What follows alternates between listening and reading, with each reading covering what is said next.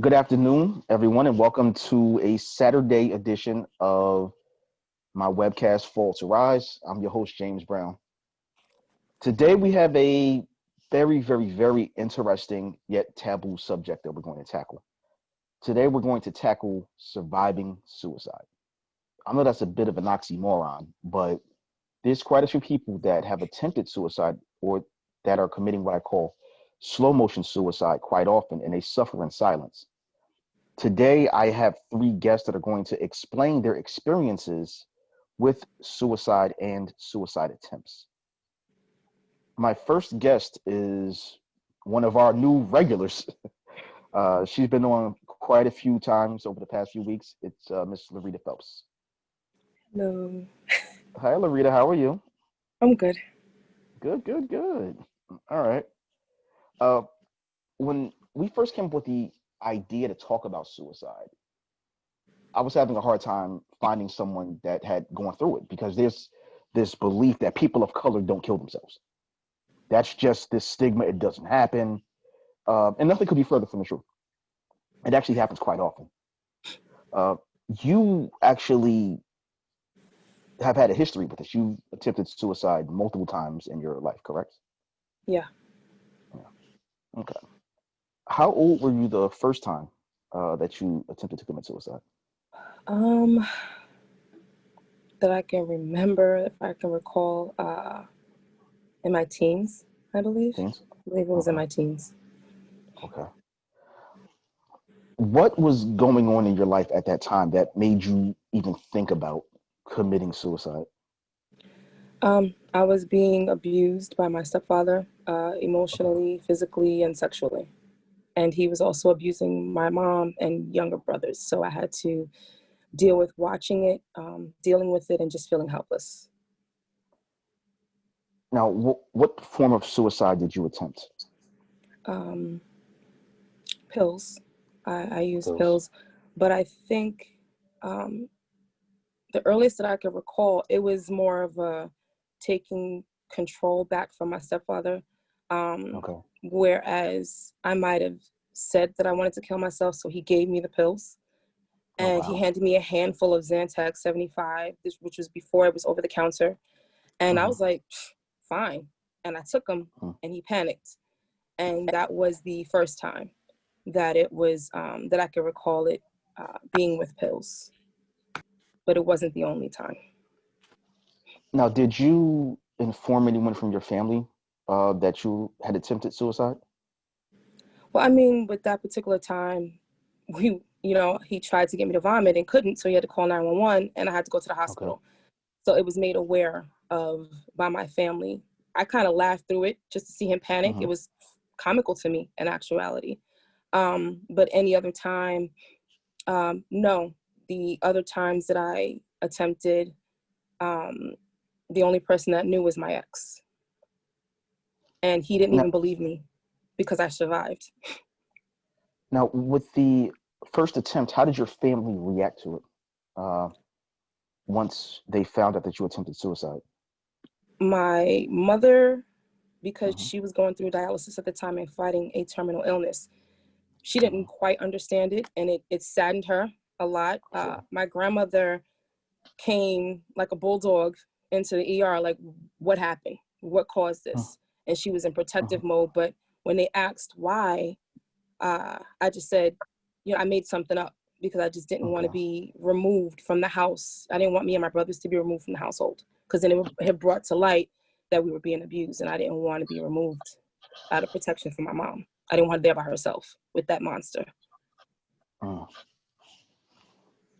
Now, you say that you first attempted to commit suicide when you were a teen. Did that happen throughout your teenage years, or was there a break, or Um, what happened? I wouldn't call it a break. I would Okay. call it maybe more so a break in being manic, because Okay. I felt like whenever I attempted suicide or took an abundant amount of pills or liquor with it, that it was Hmm. usually a trigger, or something happened, or I just had a manic moment. I tended to have manic moments, whereas now I've been through therapy and I've learned to recognize triggers and potential manic moments, and I've learned how to roll out of them per se. And if I Okay. can't, I've learned to reach out for help. Now, what are some of the triggers that you've noticed? Um, when I was with my ex, it could be a fight that we might have had. And I know that may sound I think we lost your audio again. Rita? certain things like stay home. Mm-hmm. You know what I mean? Questioning his cheating, Okay. which was confirmed after we broke up. He did throughout the entire 16 plus years. Me finding things to show proof that there was cheating, but I never had it quote unquote confirmed. It was just different things, usually feeling lack of control, Okay. emotional distress, with my stepfather, just having those moments of, yeah, just feeling out of control and just feeling at my wit's end and feeling like there was just no other choice. Like, Uh-huh. yeah. Now, people that often commit suicide, they also commit other acts such as self-mutilation. Is that something that you did around that time? Yes. I used to scratch skin until I Mm-hmm. bled. I would cut, but cutting with a knife I was too much of a chicken per se to use a Mm-hmm. knife. Mm-hmm. So scratching, plus I didn't want it to seem so obvious. So Sure. having a knife in my hand and cutting, that was a bit obvious. If I Mm-hmm. had scratches, I could say, oh, that's rug burn from wrestling or whatever it was, or I could Mm-hmm. cover it easier per se. Mm-hmm. Or I could just lie about it better if it was a scratching wound instead of a cutting wound. Mm-hmm. I bear one scar from the very last time that I used a knife to self-mutilate. And I make sure that it's very visible for when it's not, I didn't make sure it was very visible. It is visible. So it's a reminder of what I did to myself. Another mutilation, a form of mutilation that I didn't find out until I went to therapy was hair pulling. Not Okay. necessarily in public view areas of my body, but Mm-hmm. I found out way later that hair pulling was something that recently discovered was something that I did. Mm. Do you still do any of those things? Um, the hair pulling, Okay. unconsciously, like it's become Okay. such a habit that I'm Mm-hmm. working on breaking that I don't even realize it. Mm-hmm. Um, when I did those things, it was a form of control. It was a release valve per se. So if I Mm-hmm. felt overwhelmed or I was just like, the only thing I could do was cry. And then I even had to fight those back when it came down to my stepfather, or I've always had to I always felt like I couldn't cry. Mm-hmm. Because I'd be punished for crying. What the hell are you crying about? So I would be punished for crying. Sure. So I'd hide it. And my way of hiding it was just sometimes just sitting there and scratching or, you know, Mm-hmm. usually it was scratching. I don't think I hair pulled until way later. Okay. Yeah, Yeah. it's so weird and so honest about that because especially with a lot of Black households, uh, we would always hear the old saying, "Stop crying before I give you something to cry about." Yeah. Yeah. It's weird to now understand how devastating that can be to a child. Yeah. The idea that if we cry, we should stop because we're going to get more pain if we don't stop crying and don't stop releasing that pain. And I Yeah. think that it's something that a lot of us still carry to this day, unfortunately. And as parents, we oftentimes mimic what our parents do. Yeah. That saying, I realized I carried over into my parenting and I had to stop Mm-hmm. it. I had to stop it. Once I recognized it, I had to stop it. Mm-hmm. So like when I realized my kids are holding it in, especially my Mm-hmm. little one who's 11, I'm like, it's okay to cry. She Mm-hmm. cries if I just tell her I'm disappointed in her. You know what I mean? And she gets pissed off at Mm-hmm. me and she gets frustrated. I'm like, it's cool. You can go in the bathroom, let it out, have your moment, curse me out in private. Don't do it to my face because we're gonna have a problem. um, go have your moment. I bought her a journal um, for that particular reason, as well as I found out she was self-mutilating because she couldn't deal Oh with wow. the loss of my grandmother, who was her best friend. You know, we lost my grandmother 3.5 years ago, and she didn't know how to deal with it. So we discovered that my unicorn, glitter, and rainbows baby was cutting. And that was devastating to all of us because we just didn't know how to handle the child that always asks and make sure if we're okay, and she wasn't. So I went above and beyond to get her a journal. She has all types of arts and crafts. She has her own tablet, her own phone, headphones, anything to give her that release so that she doesn't go back to that, as well as therapy. Now, when you saw that she was cutting herself, did it conjure up any of those old feelings that you used to have? It broke me. It broke me and my children completely down. It devastated the immediate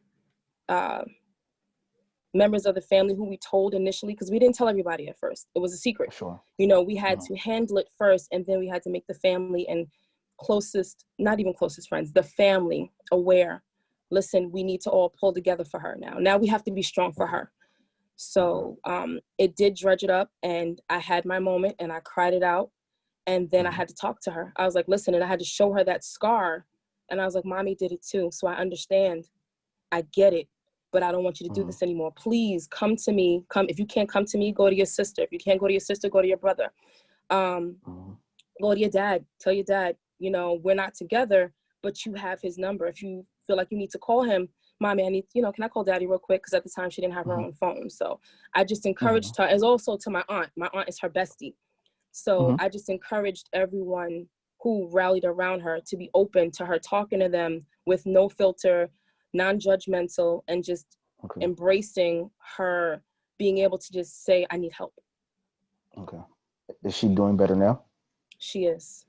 Good. Yeah. Good. That's great to hear. That is great to hear.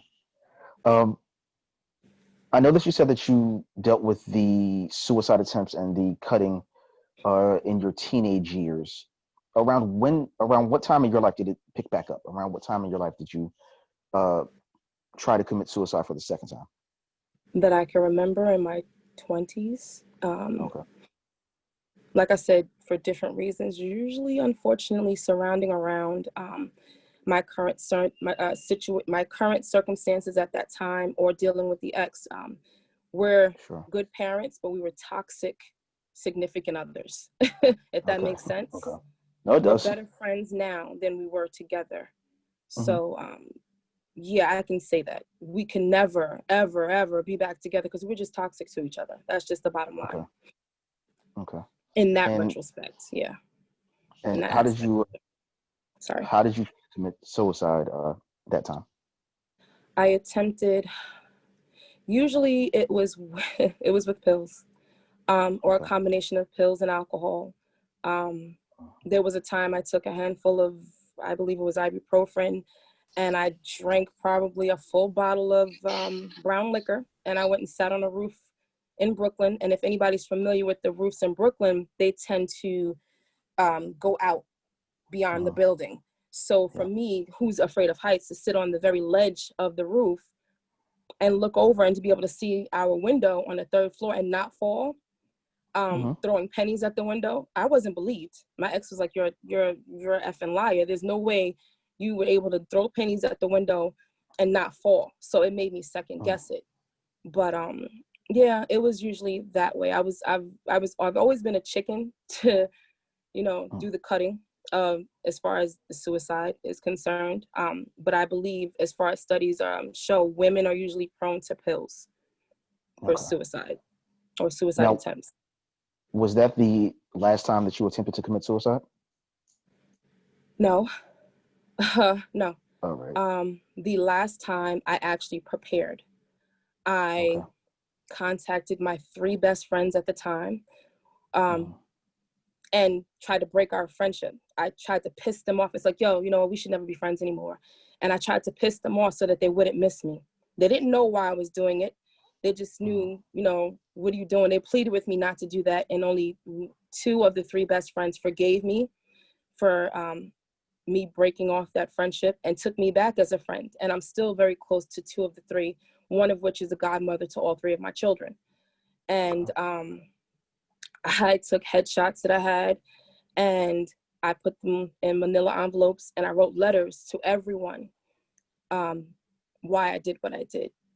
I wrote letters, actually not to everyone. I wrote letters to my grandmother, to my children, and I might have written one to all three best friends. I don't remember, but I kept at least one of those manila envelopes with the letter on it as a reminder of what I once was or where I was mentally. So what types of things did you write in the letter? Was it an apology? Was it you just telling them, hey, I can't do this anymore? Do you remember? I don't recall. I know I Sure. apologized, but I haven't looked at that. I haven't looked at it in so long. I don't remember. It's in a trunk, Okay. um, where I keep, keepsakes of letters and old drawings and stuff like that for my kids. I never looked at it again. Mm-hmm. I don't know if it's because it's too painful, but I never Sure. looked at it again. And then actually, I think the letter that I placed for my grandmother, I put it in a place where I know she would see it, which was on the china Okay. cabinet. She never found it. So I Oh just wow. removed it. I removed it quite quickly. I removed it once I woke up and realized that she didn't find it. I removed it and never, Okay. ever, ever told her about that. Um, but in saying that was the last attempt, it wasn't the last thought. Mm. 2020 has been a rough year for everyone. Yeah. And there was June and July was rough for me.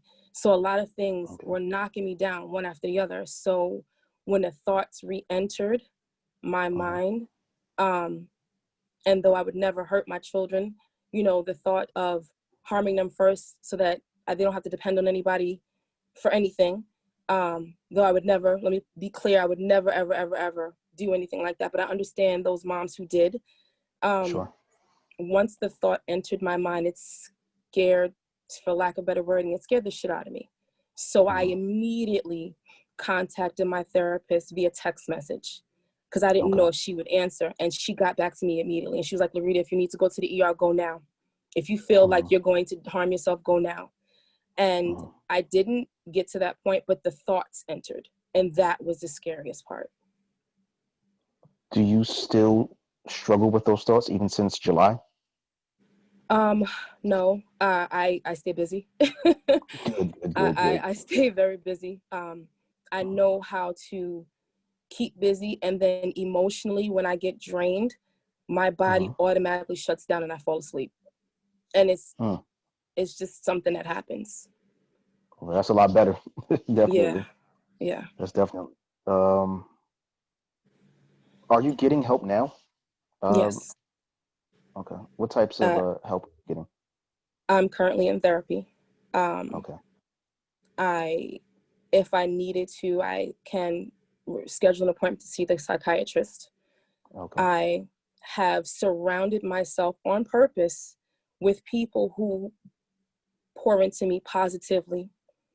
Okay. If they can't do that, they gotta go. I've made it my Sure. business. Even if they're blood related, they gotta go. Mm-hmm. I can't afford to keep anybody who is any type of negative energy around me. Mm-hmm. So my as an entrepreneur with my team in network marketing, they're a big part of my life. A Okay. lot of them have become closer to me than blood. You know what I Mm-hmm. mean? Mm-hmm. I'm a part of different groups, like he said, she said, like, which introduced me to a Bible group, the Okay. Grateful Call, uh, just getting on webinars. Those are usually very helpful for me. Again, Okay. I can't keep any negative, nothing. And I said, you know, Mm-hmm. uh, verbiage, no, but yeah, I can't afford it. I get it. I definitely understand that. Um, growing up, did you suffer from depression or self-hate? Because I know that at times can lead to suicidal tendencies. Um, that's a good question.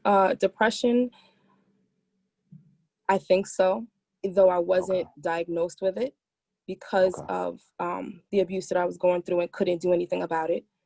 Mm-hmm. Or I felt I couldn't do anything about it. I felt I couldn't tell anybody, so I had to keep it. I had to eat that. You know, Okay. families. Well, coming from a family of color, you know, African American culture says what happens in the house stays in the house. So you keep it in the house. So that's what I did. Even though, you know, my grandmother kind of knew and my dad kind of knew, I dared not say anything because I was afraid of what the consequences would be. Not so much for me, but what the consequences would be for my mom. Being left alone with the monster that was abusing us all. So as far as self-hate, I had low self-esteem. I wouldn't say I had self-hate, but I didn't know how to love myself. I had to learn how to love myself well into my adulthood. And it's something, you know, that I'm still working on. Self-love, yeah, that's a big thing to work on. And it doesn't always happen in a microwave type of way. It's often a marathon. So I'm on that marathon race. Good. I mean, I've known you for a couple of weeks, and so far you're doing pretty well with that marathon. I'm sorry about that. Yeah, you're doing really well with it. How did you pull yourself just out of that rut, that part of life that made you want to end it? How did you pull yourself out of it? People I surrounded myself with. My grandmother's not here anymore, but that old lady, she poured into me, man. It's like she gave me strength. You know what I mean? She'll tell me quick, F that dude, you don't need him.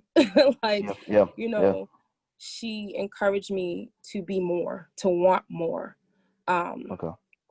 Having the bare minimum was never okay. No, that same thing with my mom. Like, for instance, with grades, whereas 65 is technically failing or just passing, 75, 80 was punishment time. Meaning you can't do nothing but homework, no TV, no music, no nothing. That's failing in my. Oh, wow. I think you froze for a second. I don't know if I answered your question. Wait, you froze toward the end, but I got the gist of what you were saying. Okay, sorry. No, I told you, it's that Queen's Wi-Fi. It's terrible. The shade of it all. I told you I was born in Brooklyn, so I have to take shots at Queens. So, what advice would you give to people that are currently struggling with thoughts of suicide, the thoughts of harming themselves, or that are currently harming themselves? Though you may feel that you won't be missed and that it won't hurt the ones that love you, it will. You are loved. Ask for help. If you feel you're not loved by the people around you, change the people around you. Get with people, even if it's just one other person, even if it's just a teacher, even if it's a freaking male person.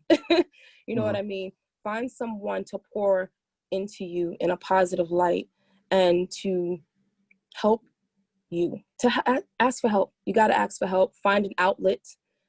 Journal, draw, listen to music, dance, sing, do what you need to do to get those nasty negative thoughts out, and just don't be afraid to ask for help. Asking is the biggest step, and it seems the hardest step, but it's definitely the most worthiest of steps.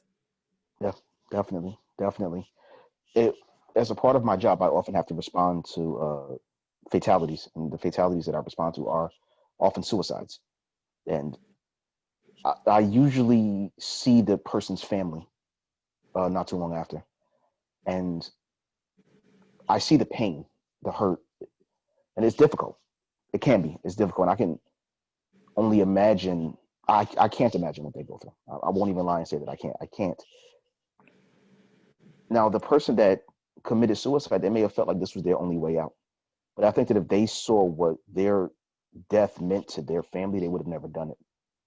Right. I think that people have this feeling that they don't matter. They have this feeling that people don't love them when they do. You know, you just have to find those people in your life.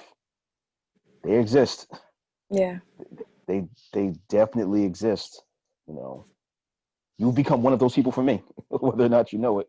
We You become a good. oftentimes feel unseen too. We oftentimes do feel unnoticed and unseen and unseen. So I had to learn that was exactly the opposite with me. I didn't realize I was seen or noticed until people acknowledged it. Oh, wow. Wow. Well, you're definitely being seen and noticed now. Definitely, especially with these past couple of weeks and how open and honest you've been on this show. You've helped so many people. I believe that we've had conversations about this, about how many people you've helped, about how Yeah. many people have contacted me and told me that they struggle with depression, they've attempted suicide, or they've thought about suicide. You telling your story lets them know that they're not alone and that they can pull through this. You're a perfect example of it. I don't know if you ever saw yourself as one, but you've definitely become one. Sure didn't. You've become the face of survival for a lot of people. And I really hope that you embrace that and appreciate it. You're welcome. I really, really thank you. I'm definitely going to be getting back to you toward the end of the show Okay. because we have a few things to talk about toward the end. Yeah. But thank you once again, and we'll get back to you, okay? Yes. All right. My second guest is one of our previous guests, Mr. Jalen Rodriguez Nicola.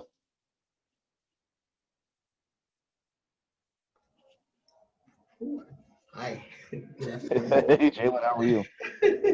And listen, I've been pacing back and forth because I'm like, Have holy, you? I didn't know this was short. You were really short with her. I have a feeling I'm a rude awakening here. Maybe not. Maybe not. We'll see. We'll see. You ready? You okay? Listen, I'm as ready as I'm ever going to be. Yeah, let's do it. Yeah. I mean, hey, it's going to be a good interview. It's going to help people. And if your wife hits you, I didn't say anything. Just letting you know. Probably will. Now, uh, you were on one of our previous episodes where we talked about depression, and you yes, talked about your experiences with suicide yes, in your personal life as well as with people around you. yes. Now, you said that you were, I believe, 15 the first time that you committed suicide or tried to commit suicide. Attempt, yes, 15. Yeah. Attempt. Okay. And why did you attempt to commit suicide again at that young age? Um, Again, it was just I was going through so many different things, and at the time, again, I didn't look like what I look like now. I was Sure. trying to find myself, and I was getting it from all angles. And when as you're growing up and you're young, you really don't know. You dream, and you're like, man, I want to be this, I want to be that, I want to be that. But once things start actually happening in your life, and you feel different, you start thinking differently. You're like, man, why am I thinking about this person when I should be actually thinking about this, because this is actually what you see. And what I mean by that is, as far as, liking women, that was Okay. really difficult. And when I was technically supposed to be with a man, you know. Yeah. Now, for those that don't know, Oh, yes, I forgot. Jalen was not actually born Jalen. I Jalen was was, actually born Jennifer. there it is. Yeah, Jalen was actually born female. So I know that in your household it had to be difficult, just the struggle of trying to blend the two identities. Yeah, it was really difficult because again, I didn't know why I was feeling this way. I Sure. had no idea. I would look at my cousins and they were happy and they were, having the time of their lives, but I was always so stuck on, I think I said it the last episode on my sixth grade teacher, and I just Hmm. couldn't understand. And the one person that I really told it to, she kind of shot me down. Okay. So once that happened, and I told my mom, and then my mom didn't want to talk to me, I was like, man, this really isn't for me. I'm really not meant to be here. And Uh-huh. like I would lay in my bed and just pretend like what my death would be like. And I know I spoke a little bit about that. Last time, someone being that young and just laying in bed and pretending that, positioning yourself in a way that you're in the casket and you have people around you, and you just that these are the things that I would think about. But it got to be too much. And I went and I grabbed my uncle's car, and Okay. I drove all the way to the southern state in Long Island. Okay. So The for those southern that don't know, I'm gonna have to clarify again. The Southern State is a parkway in New York City. So Yes. just to clarify. This is thank you, because again, I'm like burning up. If you can't see, if I was like lighter, then I would have a red face, but I do not. Yeah, so actually, with it being, it's always really, really congested. There's always so many vehicles there. And the first day that I actually attempted suicide, and I mean, I sit down and I think about it now. I don't even even know if it was an attempt. I think it was, but there were no cars there. Like Sure. I went there, I parked my car on the side of the road, and I got out of the car and I stood on the road, but there were no cars there. So I don't know. I mean, I don't know if you can call that. I think it is an attempt, but when nothing happened, I'm like, okay, well, let me just get back in the car. When I left, then it just everything assumed like normal. It was, but that was my very first attempt. So did your family know about this attempt? No, no, no, no, Okay. no one. Even till this day, like I said, when my wife's standing here, there's certain things that she's gonna hear today that I've never told anybody, and it's only because I had suppressed it so much that I didn't want to really put that pain that I was going through on her, because there were certain things that, like, certain hints. And again, a lot of people are like, oh, well, I gave you a hint. And now thinking about it now, a hint, you really got to say something, because a hint doesn't work. Because I would throw her hints and say things like, I just, what would you do if I wasn't here? Or, how would you feel? So I would just throw those things out to her, and those are my hints. But they never really, they never really got it. And I just suppressed so much of it. So it was very difficult.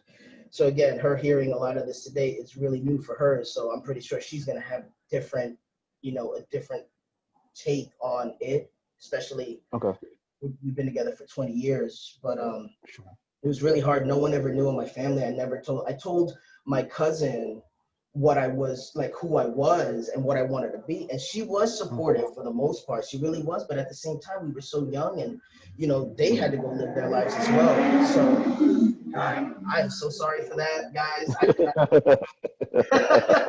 I do apologize. It's real life. It's all right. Yeah. So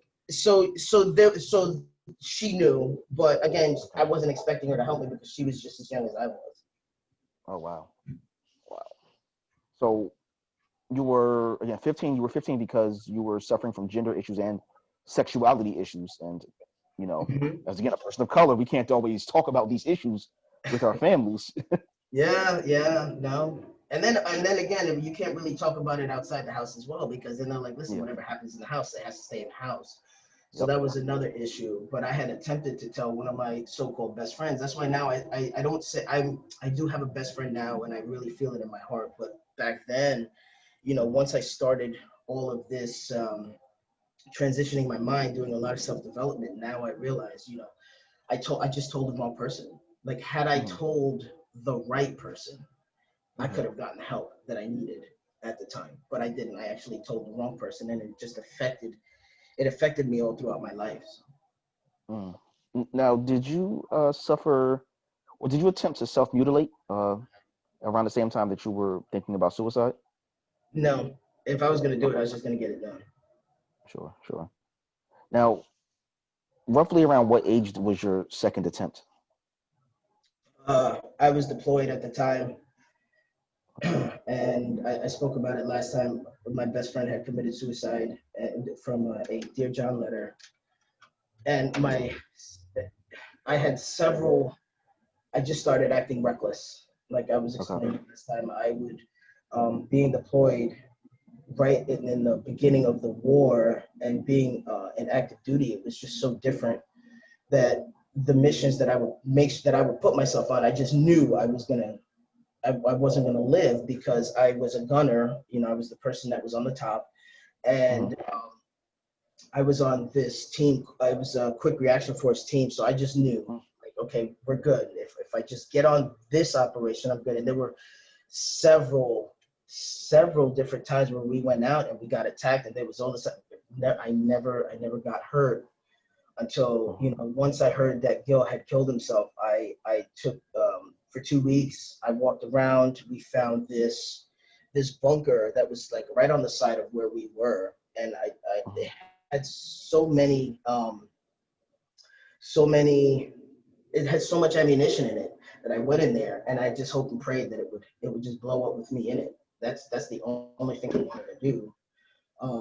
Then one day I had my machine gun, and I put it in my mouth, and I know I had ammo. I know I put it in there, but when I put the machine gun in my mouth and I pulled the trigger, nothing happened. So Wow. that was my second attempt. That means that you were meant to be here. I couldn't even kill myself the right way. Well, that's a good thing.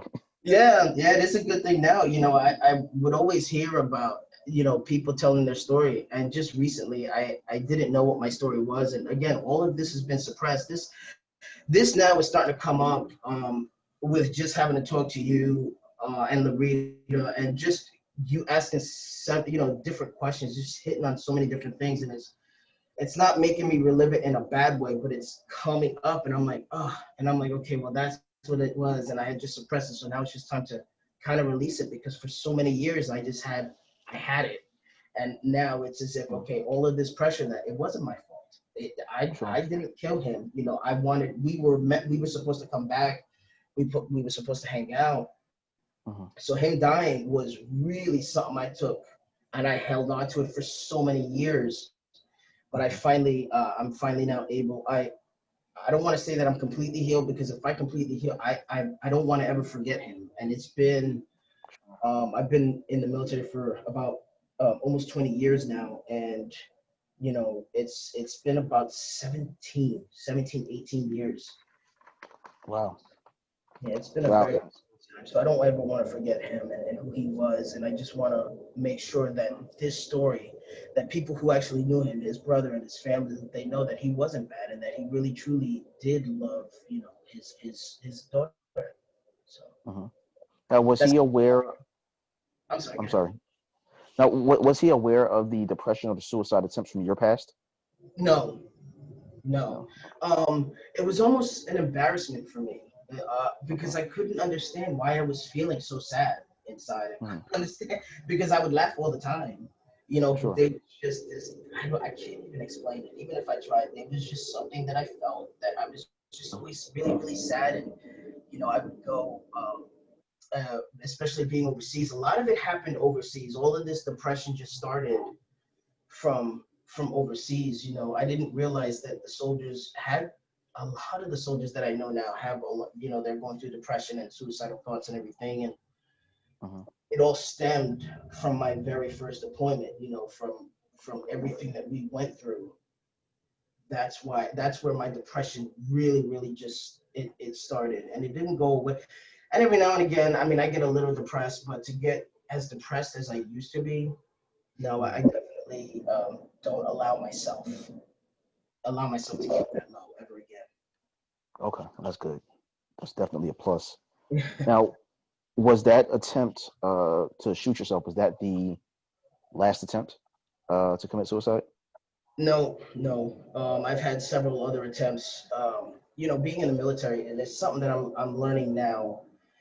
You would have thought that I would have learned it sooner, but everyone is different, and I used to treat everyone the same. So the position that I'm in now, I'm in a leadership position, and it becomes more political, if that makes any sense. So I don't, and for just let's be clear, this is my opinion. This is what I've gone through. I'm not political. I don't want to get anybody upset. I'm just saying this is what I've gone through, and this is what I have held for so many years. And the only reason why I'm speaking about it is so that I can actually help someone else, because a lot of people do not understand that there's so many soldiers that they don't want to say something because they're afraid of getting in trouble. They don't want to say anything because they don't want to get kicked out, and it's a shame, but a lot of soldiers are going through what I'm going through, and that's the reason why I chose to, do this today. No, you're definitely helping a lot of people. Trust and believe, there's probably a lot of people that have been wanting to say what you're saying. They've just always been afraid to. Things that you and Larita have both said, and they're probably afraid to.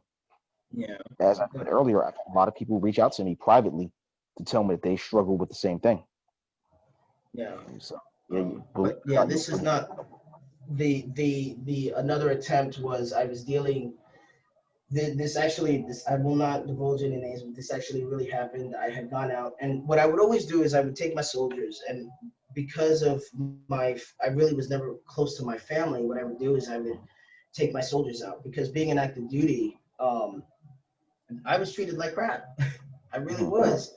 And it wasn't until, once I was an E4, I said, the moment I make my E5, I'm gonna treat people the way that I want to be treated. Just for those that don't know, can you explain what an E4 and the E5 is? I know, but there are is a those sergeant. So it's Okay. it's your first rank at leadership, if you will. It's the very first step to leadership. Okay. And I said, you know what, I'm not going to do this. I'm going to treat everybody, and I did it wrong because I never had that person above me mentor me and show me how it was to be the right way. So what I would do is I would pick the good things from certain people and leave the bad, and that's how I made my own leadership style. And I messed up so much. There was a point where I was literally treating every single person the same exact way. And people were like, yeah, but I didn't get in trouble. Why are you yelling at me? And it would and the reason why I would do it like that is because that's how my mother would do it when I was younger. Okay. Whenever one person did anything, my mother was like, the hell with that. We all paid for what one would do. And again, my mother wasn't bad. She just didn't know better. And it's me learning this now, but that's how I would treat everybody.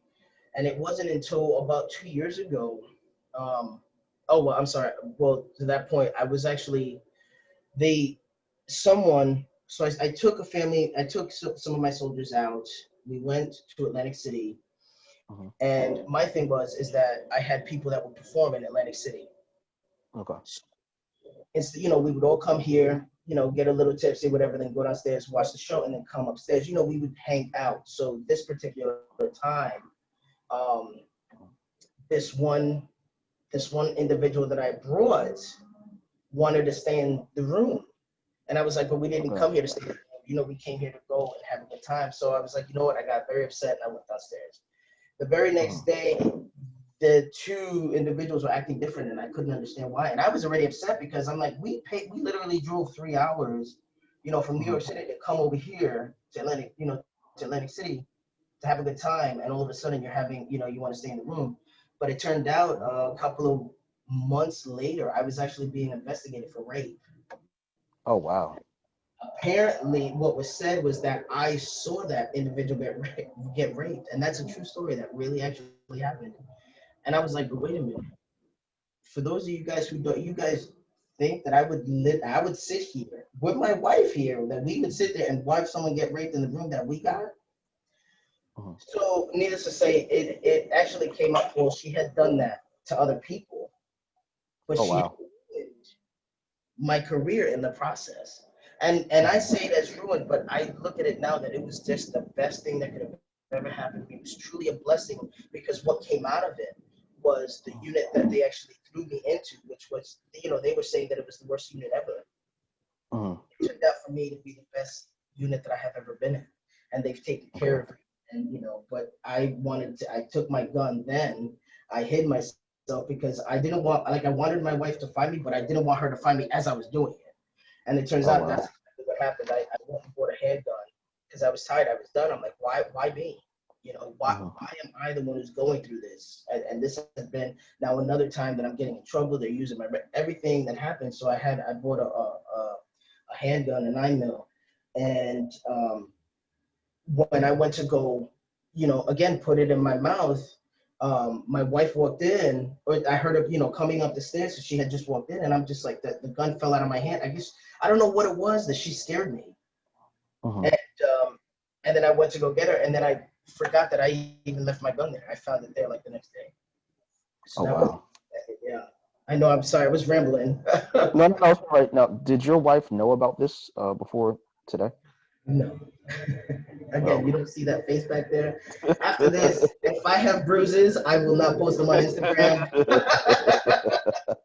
I am doing an episode about domestic violence, but I don't want to warn you. Yeah, no, she didn't. She knew.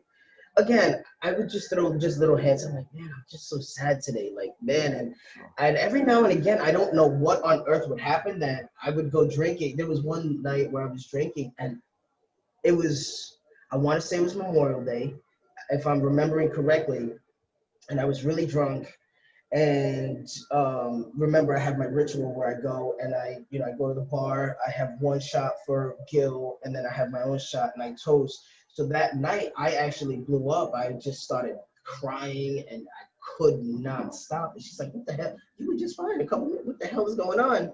And I'm like, "Yo, I have no idea. I'm just really sentimental right now." And that lasted what, like a few hours of me just nothing but like releasing everything. And I believe it was just, dealing with Gil, and then dealing with the rape, and then dealing with all just everything that was going on. Uh-huh. I think it was just time for me to to just finally let it go. Yeah. Now, all in all, how many times would you think that you've tried to commit suicide? About 9 times. You've attempted 9 times? Hmm. No, that's including taking those missions, right? Or is that on top of it? It's on top of it. Yeah. Wow. Have they all been the same way? Have you attempted to shoot yourself every time? Yes. And every time either the gun jammed or every something? time something else, every time something else Mm. came. Yeah, yeah. But what it was is, the final time I was just like, I can't do it. I had 9 suicides in 1 month, and What do you it mean you had nine of your friends yeah, commit suicide in 1 month. in a So month? I was helping soldiers with, you know, um, dealing with their suicides as well. Like they were feeling suicidal. So I was trying to help them out of their thoughts. And one of the guys I remember telling him that I loved him, and he just couldn't understand. He's like, "You don't even know me." I was like, "Yeah, but it doesn't mean that I Mhm. don't love you, because at the end of the day, we're all human." But it was me being a hypocrite at the time, because I'm dealing with the same that we're on the same boat. We're on the same ledge. We're gonna jump Mhm. off at the same. That's what it felt like. So I was being sincere when I told him that I did love him, but at the same time, I was also being a hypocrite. Oh wow. And this was during the time that you lost 9 friends. Were Yes. they in the military with you, or were they people Yes. that you No, they were in the military. were you deployed at that time? No, it was all out Oh here, wow, but out in the States. wow. And I guess did they attempt to do it the same way that you did? Most of Yeah, them. gun. Yep. Wow. And that's something that we don't really think about. We often hear about soldiers committing suicide, but we don't think about how often it happens. Yeah.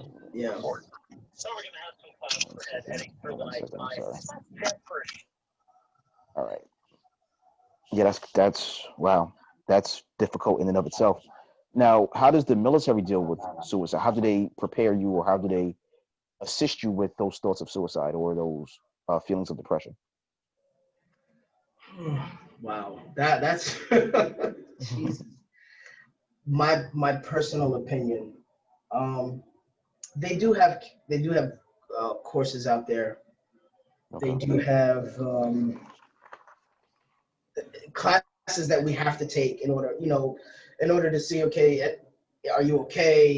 If you see something, say something. So they have those, but in my honest opinion, they don't do a good job, Okay. because they should have, you know, damn, I need to be careful how I say this. Um, I don't think that they do a good job, because there's suicides all day. No one really knows what soldiers go through.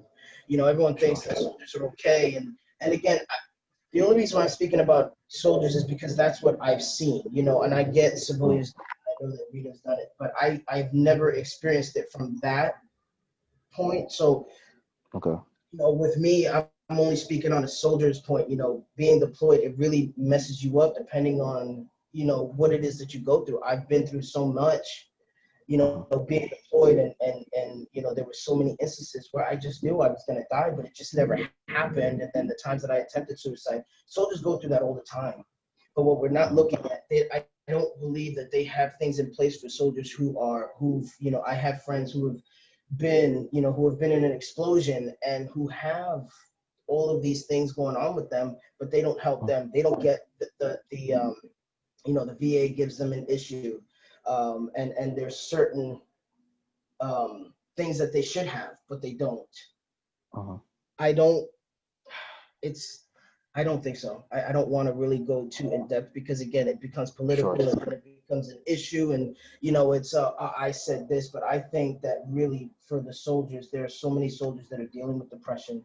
There are so many soldiers Mhm. that are dealing with anxiety and with suicidal thoughts. And it's not just lower enlisted. And what I mean by that, I like the privates and the the E4s. I mean, from Mhm. the E5s all the way on up to the leadership. Because one thing I was taught is that as you get higher in rank, you get lonelier and lonelier. And I've Mhm. been around so many now where the position that I was in, I've been blessed to be around a lot of the senior leadership and actually see what they do and see what they go through.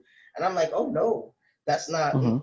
I can't do, like, I don't want to do that. Like, I give it up to them, to some of them, because some of them they really want what's best for the soldier. But then you have Mhm. others that they just want the best for themselves. They're not looking at what the soldiers are really going through. They just want to put soldiers in harm's way, and they don't care that it's going to affect them mentally or even Mhm. physically.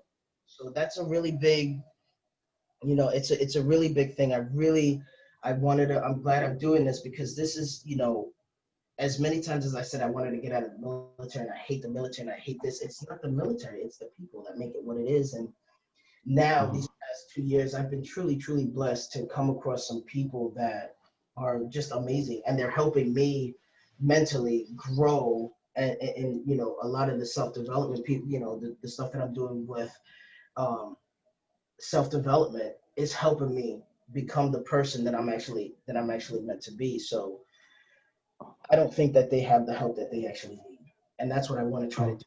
I want to try to put something together so that I can help those soldiers that really truly are in need of, that they're dealing with depression and with suicide thoughts. Now, with you suffering from the depression, because you've mentioned that you've been suffering with it since you were a child, did you also have feelings of self-hate and loneliness? Yes, like I really hated the way that I looked. I hated the way that I was, my skin color. I think I wanted to be white at one point, and then I just, I was about to say white joke, but I'm not gonna do that. We won't go We have to tell them when the camera's off. there. I really believe that I wanted to be white because a lot of the people that I would date were just always white. So that's where I would always go to. But you know, I really couldn't stand myself. I couldn't understand why I was, gravitating towards women. Um, I couldn't understand my sexuality. I didn't know whether I was coming or going, whether being a woman or a man. And now, everything is just, it's slowly coming together. Now, how can I word this correctly? Oh boy, here we go. I know this is No, it's not bad. It's not bad. a Uh, what helped to pull you out of that rut? It's a question that I also asked Larita, but it's an important one. Whenever you're down that rabbit hole of constantly wanting to harm yourself or kill yourself, there's something that pulls you out that makes you say that life is worth living. What brought you out of that? Oh man, that is a good one. Mhm. You know, I have to say my wife and my kids definitely brought me out. My daughter, you know, just they just didn't want to. She started sensing something in me, and she couldn't understand. She's like, why are you always so angry? Like, what is wrong with you? Mhm. And then, my wife and I, because it was, everything was just deep down inside of me, that I would always pick a fight or just the most minute things. Um, and it took for them to really sit me down and say, listen, I don't know what I've done. Like, I'm sorry. You need to talk to us. Like, what is really going on? Not only that, but it really took for me to deal with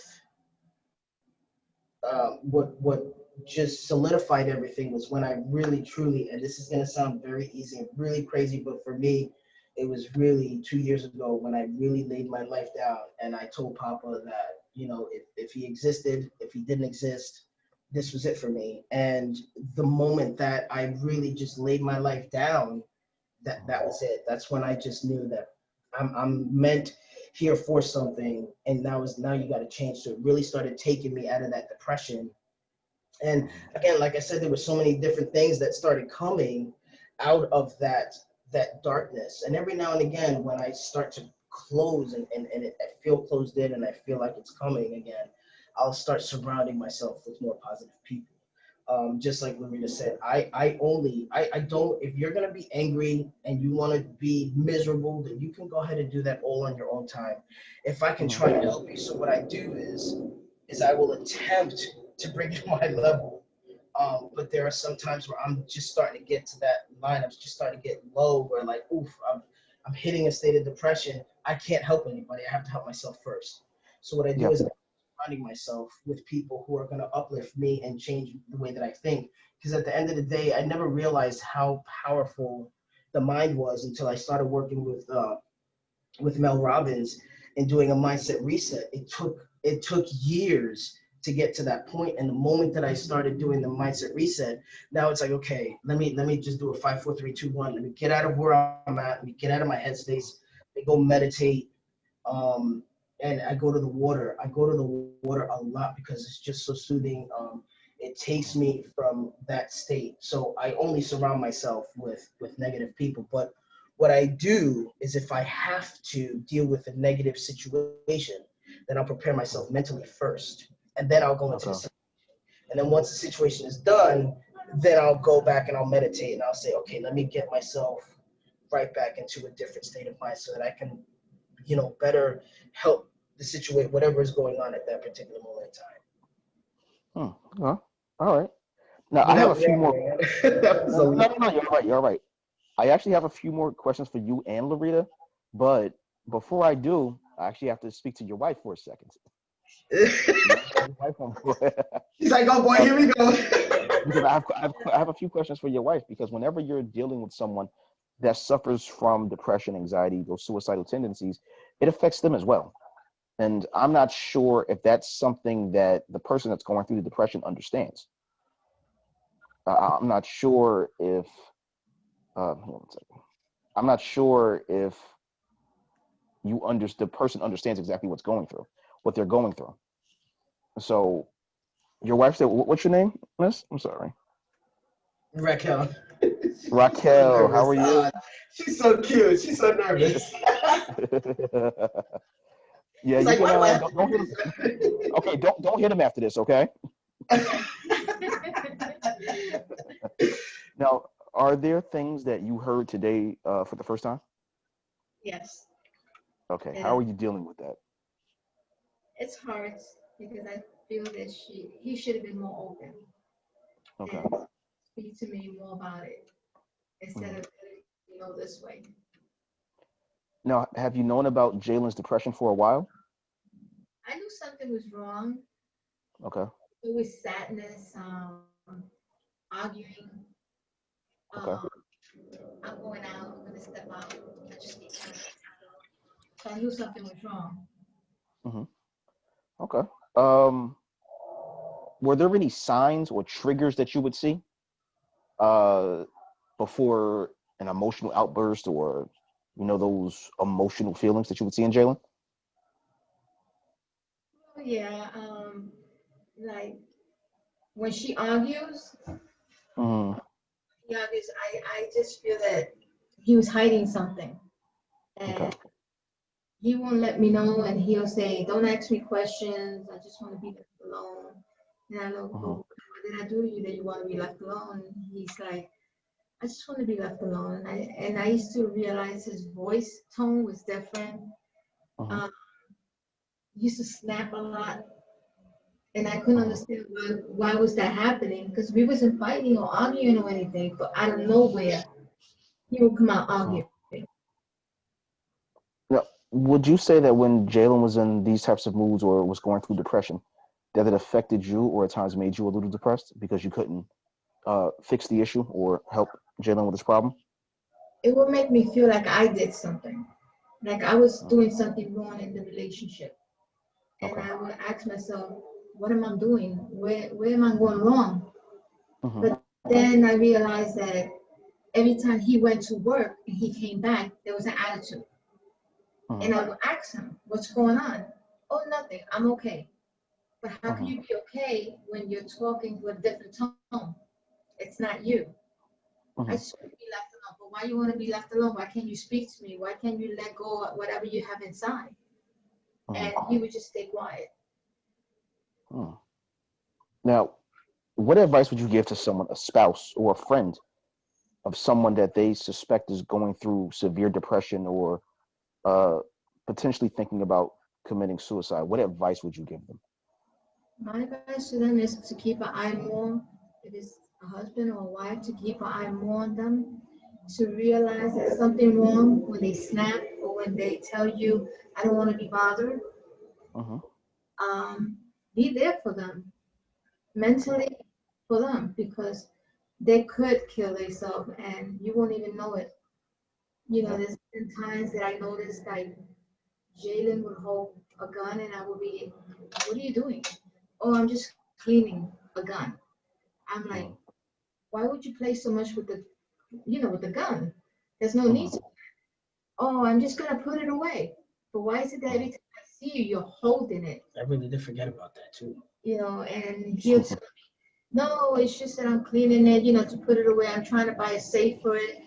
I said, yeah, but how many times you're gonna tell me that you're trying to buy a safe and you have the gun in your hand? So why is it that you do that a lot? Hmm. So I always wonder what was going on. Oh, wow. Wow. Well, luckily, Jalen or Larita haven't gone through, or every time that they've attempted, it's failed. Yeah. I'm a Yes. big believer in everything happening for a reason. Yes. And Yes. I advise whoever's going through this, I advise them to just keep an eye and don't lose your control on your sponsor, because you have to try to help them. You have to make them Yeah. feel like they want it, they love. Hmm. Because if you treat them bad because they treating you like that, then it gets worse. Hmm. Yeah. Definitely. Definitely. I agree. Raquel, thank you. Thank you so much for coming on. I told you it'd You be are, quick. I told you I wouldn't have you on long. He's better at this than I am. you are. Nice talking to you. I don't know. Raquel may be taking your job sometimes soon. I She don't may know. be, yeah, she may be taking my job. Yep. Thank you. Thank you. Larita, are you still on? Yes, I'm still here. Oh, okay, good. I told you I wouldn't forget about you. Uh, I spoke with the both of you earlier. I spoke with you earlier about your triggers. Um, a question that I forgot to ask you is: imagine if you had a chance to go into the room and talk to that younger version of you that was getting ready to commit the act, that was getting ready to commit suicide. What would you say? Damn, where the hell did this question come from? Wow. Um, Holy cow. uh, um, your Yeah, go ahead. love. You can go first. Yeah, great, right? If Jalen wants to go first, if Jalen wants to go first, so that Larita can think about it, I'm okay with that. Okay, yeah, I'll go. The younger, excuse me. Okay, thank you. The younger, what would I tell the younger version that's going? Wow. I would really say to just really plant their feet, plant your feet and just take it one day at a time and just really look at what it is, look at the outcome, look ahead. If you do this now, what are the outcome? What's going to happen? So dig down deep, and whatever it is that's really keeping you here, that's keeping you alive, that's keeping you pushing, that's keeping you to just want to take another breath, to just hold Mhm. on, hold on to that.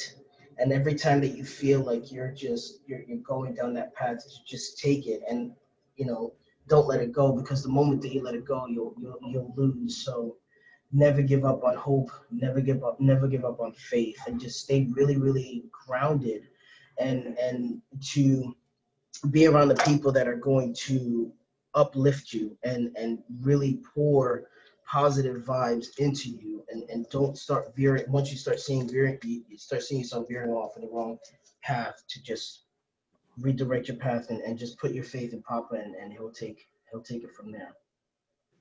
Okay. Okay. Larita. Um, just hold on. Okay. Even if it seems like it's not going to get any better and that the Mhm. hurt is not going to stop, it will. Um, Okay. you'll be missed. You are seen. You are loved. You're worth so much more than you may feel at that moment. Just hold on. Just that right then, that minute decision can be a lifelong result. And it's a lifelong result, not only for you, but for those who do love you, and for those who do see you, and those who do value you. If it's not those immediately around you, and it's your friends, and it's your best friend or a teacher, embrace them, and find that belief that they have in you to see the best in you. Yeah, I didn't always see the best in me. I didn't always see the talent that I had. I didn't always see the greatness that was within me from him. God gave me gifts, and I've always had them. I just you just have to find that value and hold on. Just hold on. It'll get better. At the end of the day, it'll get better, and it won't hurt always. Yeah, definitely. Now, here's a question for the both of you. You both said that you've mentioned it to people and there were usually signs. What signs should people look out for? One of the biggest ones that I've seen, not to cut you off, Rita, I do apologize. No, that's okay. Go ahead. One of the ones that I've seen is that you have a lot of soldiers that, 1 minute they're naturally excited, they're always happy, happy-go-lucky, and all of a sudden they're around everybody, but all of a sudden they kind of start being to themselves and pushing away and just not wanting to talk to anybody. That's a really big sign that not a lot of people pay attention to. And I have seen it. It's a true thing. Someone did it. I said that they were going to kill someone, and it actually happened. It really did happen because I saw the sign way before anybody ever saw it. And it just so happened that it was unfortunate that an entire family was killed because no one saw that sign that I told them to see. So, it is that if you're, and it can be the opposite as well. If you're just always alone and always to yourself, but that's okay. Like there's nothing wrong that you're an introvert, Now all of a sudden you're starting to come around and you're starting to act differently and you're really, you're acting different. That's another sign. The way that you cover yourself. It's just those are the ones that I've seen. I don't know what Larita has, but those two were they're really, really big because I've actually seen people do that and kill someone else or kill themselves because of those two huge signs. So that's that seclusion, that all of a sudden being by themselves, that's a huge, huge, huge sign. For me, that was definitely a big thing for me. I went from dressing like the Cosby Kids, per se. I like to be different, to all of a sudden wearing all black, to all of a sudden completely covering up and wearing clothes 10 times my size. You have to watch for the personality changes.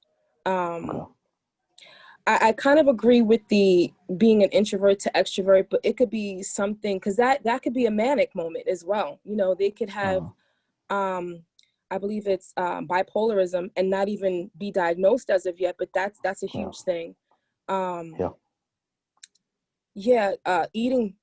Eating differences. I until I was in college didn't know I was anorexic. I had an eating disorder that went handheld with everything else that I was going through. So you just have to be very diligent about watching the signs, especially if they're people in your family, especially if you have children or grandchildren.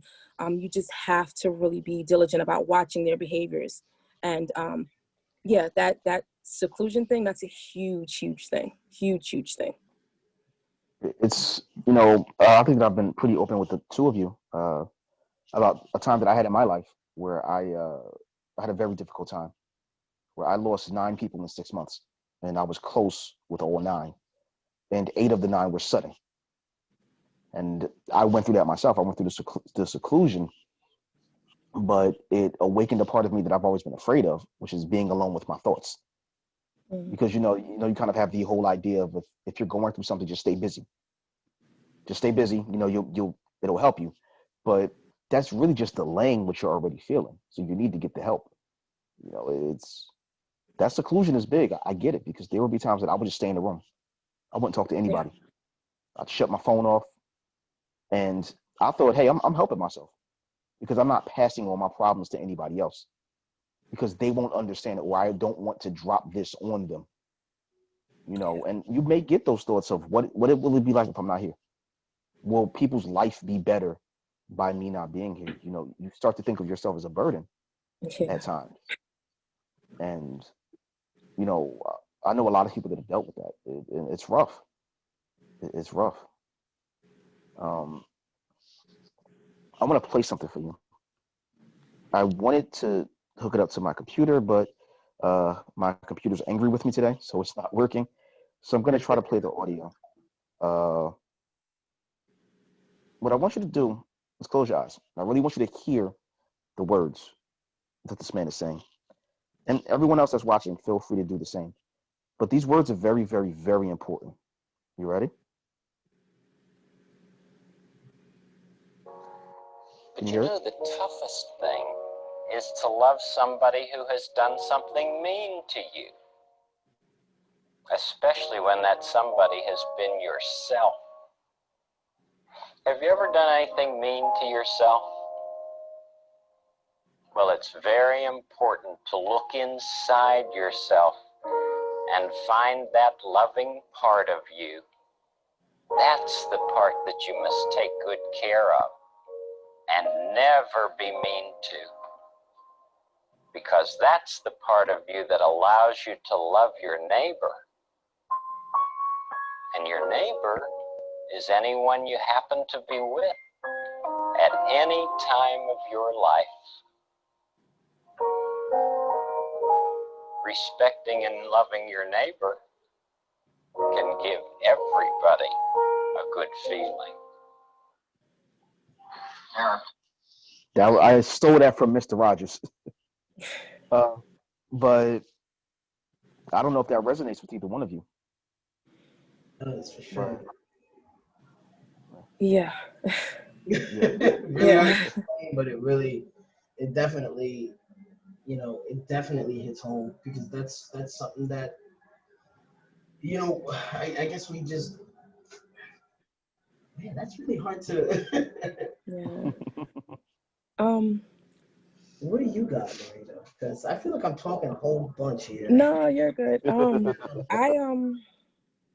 I hated myself. I'm not gonna say hate is such a strong word, but No, I disliked myself. It's a very strong word, but I felt that way at times. I disliked myself. I felt worthless. So because I felt that way, I was mean to myself. If I felt I couldn't express that to someone else because maybe what they might have done to me, I would take it out on myself, which it doesn't make sense, but it made sense to me at the time. It might have been for, like I said, with the toxic relationship, I just felt like me pleading with him to go for couples counseling and him replying, ain't shit wrong with me. What am I going to counseling for? That hurt. That hurt to the core. And I took it out on myself. I being mean to myself might have been the cutting or the attempted suicides or the punching myself or hitting myself. And that's crazy because I'd have to do that again in places that weren't seen, because I bruised like a light-skinned person. I'm brown-skinned.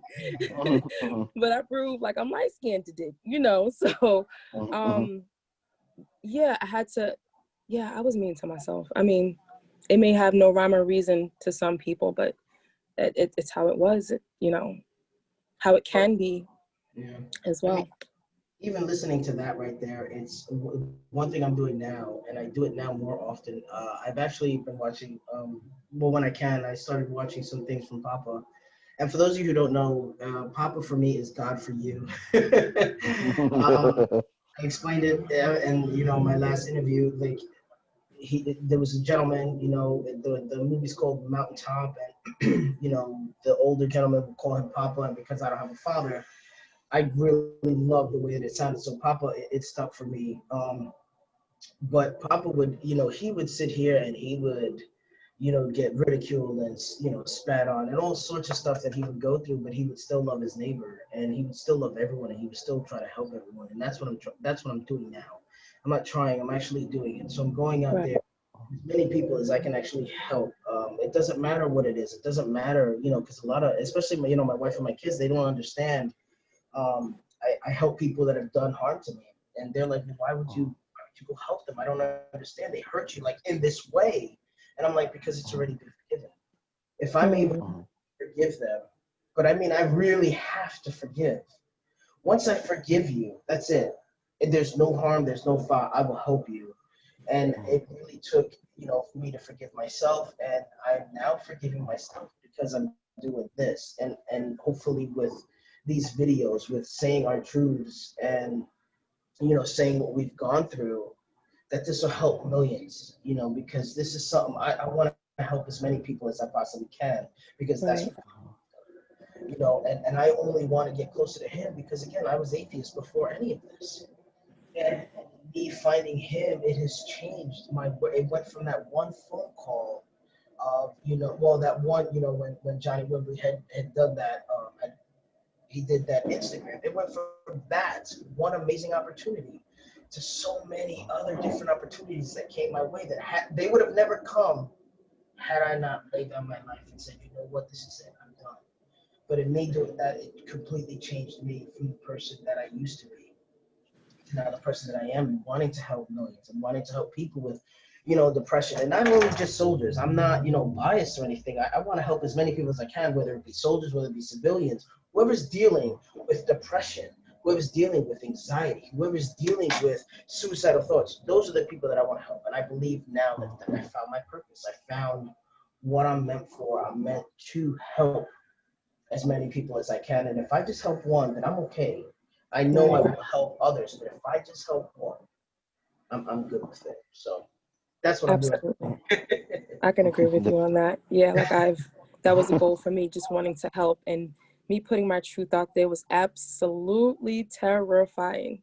Tell me Like, about my hands it. This is the scariest thing I've ever done. I've never spoken about suicide ever. I'm cold for no reason. I shouldn't be cold, but I'm sitting here shivering, and I don't know, my hair's moving. I'm like, dang, I wonder if they can see me shaking, but it's, you know. So bad. Now I This can't. this was And a difficult one for sure. Oh my God, to say the least. I'm like sweating, and then my toe, like my little twitch. I get a twitch. Right. My And wife then is I know, like, stay still. I did, you know, we're part of the same book series, and I was also put in touch with, you know, not, well, I was put in contact with Johnny Wimbley's company, and, you know, I never thought my story was enough or important enough. You know, it wasn't the first or second time somebody told me to tell my story. I was like, my life ain't that important. And then Carol said to me, your story is going to help so many. And then Johnny Wimbley on a live was like, you know, your story is it's going to touch millions. And I was like, globally. And I was like, you know what? You know, I mean, between the two of us, you know, that's the goal. And again, you know, my main focus at one point was the single moms, because I know what it's like to sacrifice for your kids. But I've been reached out to since last, you know, my last podcast with surviving molestation. And I had such anxiety after that. I mean, I had such anxiety about it. And then I was contacted privately, and they thanked me. And I was just like, okay, I get it. I'm finding my purpose as well. And, you know, for my dad, who I reconnected with and repaired our relationship in my adulthood, said to me, you found your purpose. And that meant a lot to me. And it's crazy because he left me a message and called me baby girl. That little teeny tiny phrase literally brought me to tears. And I was just like, I don't think he's ever called me that before. I'm the only daughter out of the children, and I don't think I've ever been called that. So it was just like, I matter. You know, he's never told me that I didn't matter, but I've always felt the least valued out of my siblings. I always felt the least accomplished out of my siblings. So, yeah. And look at you now. Yeah, helping. Look at you now. You're doing amazing things. We're gonna open up to Q&A in a second, but there's one thing that I want to also remind people to be mindful of. It's a term that you've probably heard me use a million times: slow motion suicide. I know this episode was a lot about, the quick suicides, but we also have to be mindful of slow motion suicides. So, Jalen, when you said that you were taking those missions that you knew were going to kill you, that's an example of it. Or people that are constantly drinking, they're constantly smoking, they're out in the streets, doing all types of risky behavior that they know is going to end in disaster, but they use that to cope with what they're dealing with. So they're hoping that, maybe if I keep engaging in this type of risky behavior, something's going to happen. Something's going to take me out. Something's going to end this misery for me. So please be mindful of that. One that I see quite often is the drinking, especially in my line of work. Again, I at times have to respond to fatalities. I at times have to respond to injuries. And I've seen people that have to respond and they'll go home and go down a bottle of Jack Daniels because they think that they're helping themselves. And long term, that affects you. Or they'll go home and they smoke like chimneys, which again, long term, that's going to affect you. Or you overeat, or you're eating negative foods, or you're going out trying to get into fights with people purposely, or having all types of risky sex because you know what's going to happen in the end. Right. So please be mindful of that. And for anyone that sees it, please talk to the person, reach out to them. There was a time that I was doing some wild things, and I had a friend of mine say to me, "Yeah, man, we saw you around that time. You were wild." And I said, "You're telling me this 5 years later?" No, you saw the risky behavior that I was engaging in 5 years ago and said nothing to me. So as friends, if you see that your friend is engaging in risky behavior, if you see that their personality is changing, as friends or family, say something, talk to them, help them, try to get them help. It's nothing wrong with that. As Larita and Jalen quite often say, it's okay to not be okay. And it's okay for your friends and family to not be okay. And it's okay to help them. So please reach out. Before we open it up for Q&A, I wanted to share the number for the suicide prevention hotline. Absolutely. So if you're ever in a situation where it gets to be too much, which does happen, feel free to call that number, 1-800-273-8255. And also find a friend or family. Just, for those of you that have my number, call me. Pretty much everyone on this call that I'm friends with or close to has called me at least at 2 or 3 in the morning, at least once. So, What was the last four numbers? Oh, I'm sorry. It's Talk. The word talk. Yeah. Yeah. 1-800-273-8255. Okay, thank you. You're welcome. Now, before we go to Q&A, we actually have an announcement that I've been teasing for 3 weeks. I am super excited to announce it. I'm super excited. Jalen and Larita, you have a podcast coming out. Yay. I'm so excited for you. I'm so excited. I've been wanting to talk about it for a long time. And I just said, no, I can't say anything. But I'm so excited to announce it. What's going to be the name of your podcast? Phoenix Breakthrough. Yep. Phoenix Breakthrough. Okay. All right. I know that there's still a few kinks that we have to work out with that, but it's going to be launching soon. Is there a website where people can contact you to give content, to ask questions, to give ideas for the show? Is there a way that people can reach out to you and the show?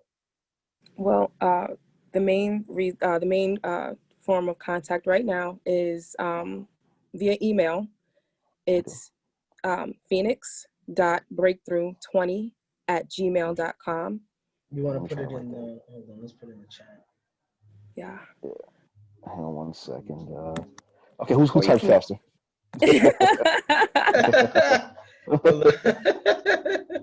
Yeah, it's going to be a good show. I'm super excited. Well, I have to be because I'm also involved with it. I'm the producer, one of the writers. Let it be for anyone else, yeah. Yeah. So I'm super excited. Yeah, but also reach out to Larita and Jalen individually, or reach out to me. For those of you that have my information, I'll also give contact information again at the end. I'm expecting big things from this show, huge things from Yeah. this show, and I'm expecting this show to help a lot of people. So again, congratulations, and let's get ready to work. Yeah. Yeah. It's time.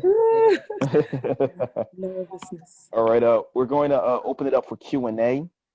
For those of you that have never been on this show before, the way that we do Q&A is you can use the hand raise function. The way to access the hand raise function is you press the 3 dots on your screen, and there should be an option there to raise your hand. It should say raise hand. If that doesn't work, you can type your question in the chat. And if all else fails, you can take your mics off. Let me know that you have a question, and I'll acknowledge you. All right. Oh, wow, that was quick. We already have a hand raise. The leader of the He Said, She Said group, Joseph O. Joe? Hey, everybody. Just wanted to, actually just came in from running through the rain. Wanted to just thank Larita. Thank you, Jalen. Thank you, as always. Y'all have always been very transparent as a recurring guest of this show. Wanted to ask you all a question because throughout life, you know, a lot of the times we are either helping people or we're the one that needs help. Talk a little bit about, or if you can, give a little bit of recommendations for those that they know someone that's having suicidal thoughts. Like, what does that help look like for the person who's going through that or having those thoughts? Like, what kind of support can we provide to them? You can be an ear, a simple ear to listen.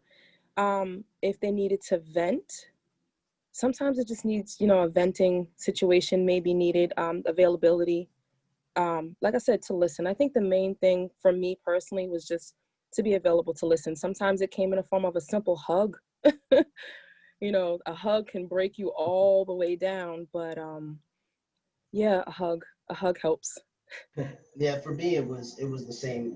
Talking with them, there are different sources. We have the military one source, so what I normally do is I'll sit them down, I'll talk to them, I'll ask them, is there anything that I can do to help them? And if they say no, what I do is then I bring them to a chaplain and I'll sit down with them. Some of them have wanted me to sit down with them while they're talking to the chaplain because they just feel so uncomfortable in talking about this. And others say, no, I'm okay. So once I give them to the chaplain, I'll direct them to the chaplain. If not, I'll ask them, are they suicidal? I keep a lot of stuff confidential. Simply, that's the only thing I tell them. I said, listen, what you tell me, it stays with me. It doesn't go with anyone else. The only way that I would sit here and like outsource or go to someone else is if you tell me that you're going to kill yourself. Absolutely. So what I'll do is I'll ask them those questions first, and then they'll say, no, I just want to listen. I need you to listen. So I'll listen with them. I'll hear whatever it is that they have to say, and then I'll tell them, you can go this avenue. We can go, we'll talk to the chaplain, a priest or someone. And then I'll give them the military one source number, which has all of that. It has the therapist. It has, you have like your meetings where you can go where other people are going through the same thing that you're going through, and you could all talk it out that. So they have the groups, therapists, the chaplains, or even yourself. Nice. Well, I'm definitely praying for the both of you. Again, thank y'all very much for sharing your story. As you all have acknowledged God, he's right there with you, and he places the people around you that can help you. So I'm one of them. So if y'all ever need anything from me, do not hesitate to reach out. I appreciate it, Joe. Thank you. Thank you. No doubt. Thanks, Joe. We have a question from, hang on one second, pull the name back up. Tara Wallace. If I can find her. Is Tara still there? Did we lose her? I don't think so. I think that we may have lost her. Yeah. All right.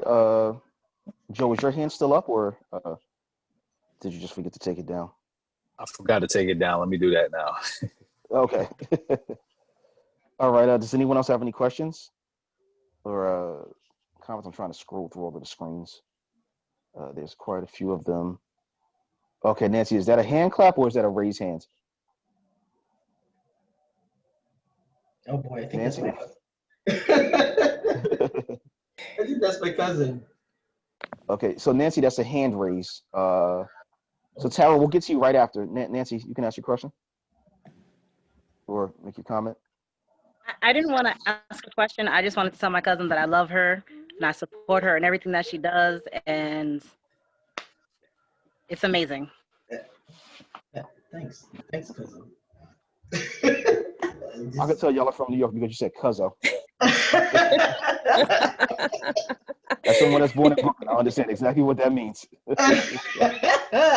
She's just now getting used to using the right pronoun, so it's okay. We got this. I remember I said it's a work. Listen, it was something that would get me so angry until I realized I was like, when I finally started telling my family, started telling my cousins and everything, I would be so upset. I'm like, why do you keep still saying she? And it's just a work in progress, so it's all good. And by the way, the cousin that I was talking about earlier, this is her. So now you guys see her face, just her face. She did that purposely. So no, she actually lives in Ohio, but we were definitely closer. And she was the one who would tell me things. So that story that I told you, that she would try to help me, but there was not much she could do because we were pretty much the same age. So I know this is something. But is there anything, and I have a question for you, Nancy, since you're on. I mean, real quick, is there anything that you heard for the first time that made you think differently now from what it was, from now seeing the way that I was and really closed off and really by myself and just leaving the family? Now do you kind of understand? Yeah, I mean, it definitely put a lot of things like into perspective, and I guess us being so young, like we don't pick up on things like that. But now that I'm a mom and I'm aware of my surroundings, and just, I mean, when you're a kid, you're just so carefree, you don't pick up on things like that. But like I said, I'm here now and I support you. I love you and I'm here. Thanks, cousin. Such a New York thing. Again, for those they have no idea what that is. They're like, Cuzzo, why would you say that? Yeah. That's what you say that for the cousins that you're really close to. You call them Cuzzo. And it's not gender specific either. A male or female can be Cuzzo. So if you're not from here. Guys, can you hear me? They said that in the Midwest. Tara? Yeah, sorry. I don't know what happened. I had my earpods in, and then I realized I really don't know how to use these things. Nice. So I had to just log out, log again. Was someone speaking before I came in? I don't want to interrupt. No, sure. It's your turn. You're good. Okay. Oh, no, I was just saying that just briefly, just a little bit of history of Larita and I. We met at a very pivotal time in a young woman's life. It's like a group of 5 of us. Yeah. And we were all going through different things. And, I didn't start having children until I was 30. And at that time, Larita already had 2 children, I think.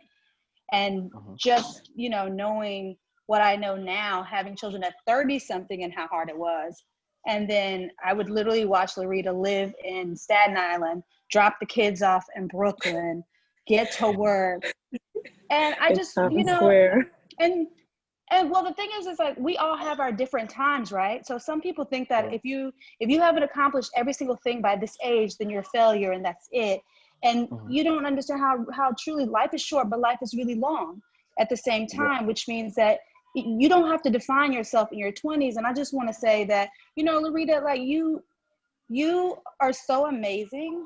And I really need you to believe that and know that in your soul.